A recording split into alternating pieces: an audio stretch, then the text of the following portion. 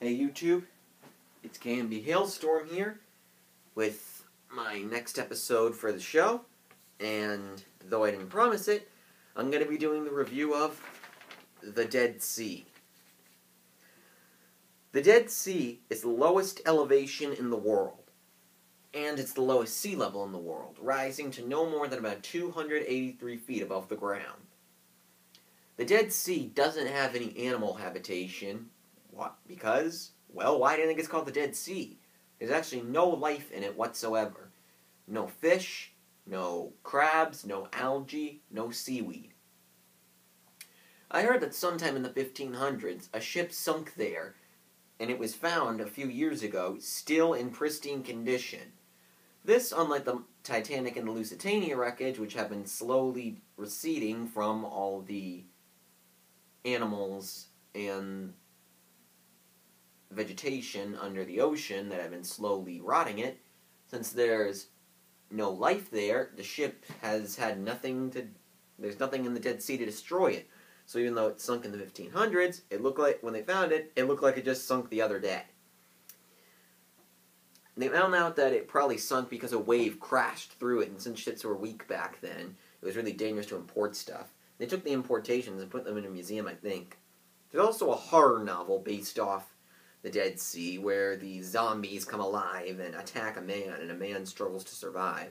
And I don't really know much about it, it's just what I read online. There's several resorts around the Dead Sea, as well as several people who visit it. The density in the water is so low that swimming is actually similar to floating, and when you get out of there, you actually must take a shower, because if you don't, you will crystallize. Maybe even to death. Not fun. So yeah, if you ever go plan to swim in the Dead Sea sometime this year, I would suggest taking a shower soon afterwards. Very soon afterwards, as a matter of fact. I suggest you take a shower as soon as you get out. There's actually salt at the very bottom of the sea. It used to be fresh water until there was something in a hole, and water from the Mediterranean, Red Sea, and Persian Gulf came over and put salt at the very bottom of it. So now the sea is a mix of salt and fresh water. Like I said, the sea is uninhabited and doesn't have any trees, islands, or islets, but there's several highways around it, and there's also several resorts that people like to go there. It's a lot easier to swim. Did I say fish? It's a lot easier to swim there when you really got nothing to worry about. Like, you don't have to worry about sharks or jellyfish or anything, I guess. But it also might not be fun for little kids, considering they want to see all the starfish and the fish and the water and everything. The Dead Sea, like I said, is the lowest elevation on Earth and the lowest sea level on Earth. I forget what the maximum depth is. I'm not really good at remembering numbers because I'm not good at math. But that's from what I remember.